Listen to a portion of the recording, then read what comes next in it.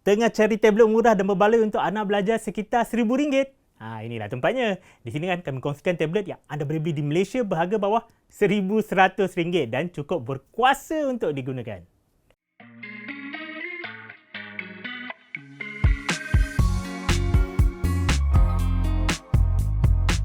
Versi Plus ni ada skrin LCD besar 11 inci HD penuh 90Hz dan dikuasakan chip Snapdragon 695. Tapi storan cuma 64GB. Kameranya kan 8MP di depan dan 8MP di belakang. Bateri pula 7040mAh dan pengecasan 15W USB-C. Ia ada 4 pembesar suara stereo dengan Dolby Atmos dan ada jack audio 3.5mm. Tablet ni kan dilancar bersama Android 13 dan dijamin menerima kemaskinan OS 2 kali serta kemaskinan keselamatan 4 tahun.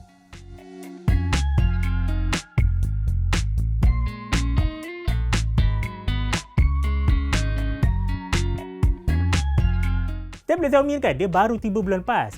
Storan ni kan 128GB yang harga cuma RM1,099. Prestasi pun paling tinggi guna chip Snapdragon 7S Gen 2, RAM LPDDR4X dan storan dalaman UFS 2.2. Paparannya pun agak hebat. LCD 12.1 inci beresolusi 2.5K dan kadar penyegaran 120Hz. Paling best kan, bateri paling besar 10,000 mAh dan pengecasan pantas 33W. Speaker pun kuat. Dan ada jack audio 3.5mm. Ia sokong pen stylus Redmi Smart Pen dengan lebih 4,000 tahap tekanan. Tapi perlu dibeli berasingan.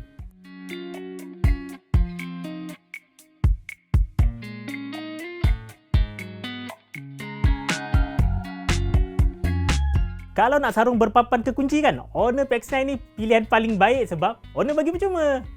Ia juga sokong 4G LTE dan ada 6 speaker stereo.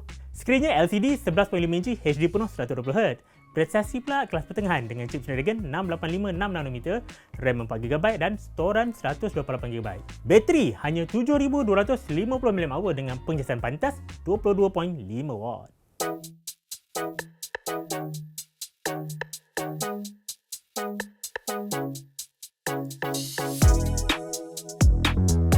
Nak tablet yang lengkap dengan pen stylus dan sarung papan kekunci?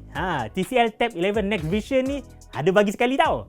Ia sokong 4G LTE tapi paling unik kan, skrin Next Vision. Dia buatkan rasa menulis dan melakar guna stylus kan, macam pensel atas kertas. Tapi prestasi dia kurang sikit lah. Dia guna chip MediaTek Helio P60T yang agak usang. Bateri pun besar sikit, 8,000 mAh dan kuasa mengecas 18W.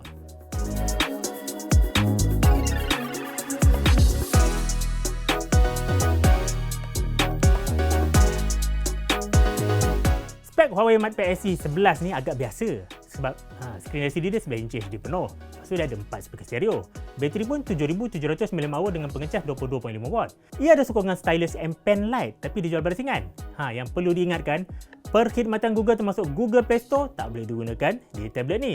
Aplikasi boleh dimuat turun di Huawei App Gallery, tapi kan untuk aplikasi yang disekat macam Google kan, anda boleh gunakan di pelayar web.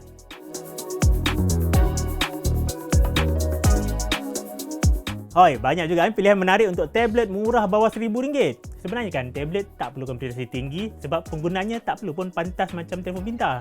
Contohnya kan macam tablet TCL Tab 11 Next Vision. Dia ada datang sekali dengan keyboard dan stylus. Lepas tu ada LTE. Tapi prestasi rendah sikit lah dan skrin pun rasa yang macam kertas tu. Redmi Pad Pro, dia ada kuasa yang sangat tinggi tapi tak ada 4G. Manakala stylus dan keyboard kena beli berasingan. Spek Samsung Galaxy Tab A9 Plus kan agak biasa-biasa tapi kan antarmuka One UI dia lebih menarik dan dijamin dapat kemaskinan 4 tahun.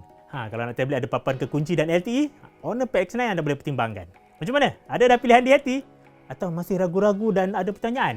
Tulis je di komen, nanti saya jawab ya. Kalau sukakan video ni, tekanlah like dan subscribe YouTube Soya Cincau BM ya. Ikuti kami juga di media sosial lain macam Facebook, Twitter atau X, Instagram, TikTok dan WhatsApp channel. Jangan lupa layari laman web bm.soyacincau.com. Nama saya Najib, kita jumpa lagi dalam video yang akan datang ya. Bye. Assalamualaikum.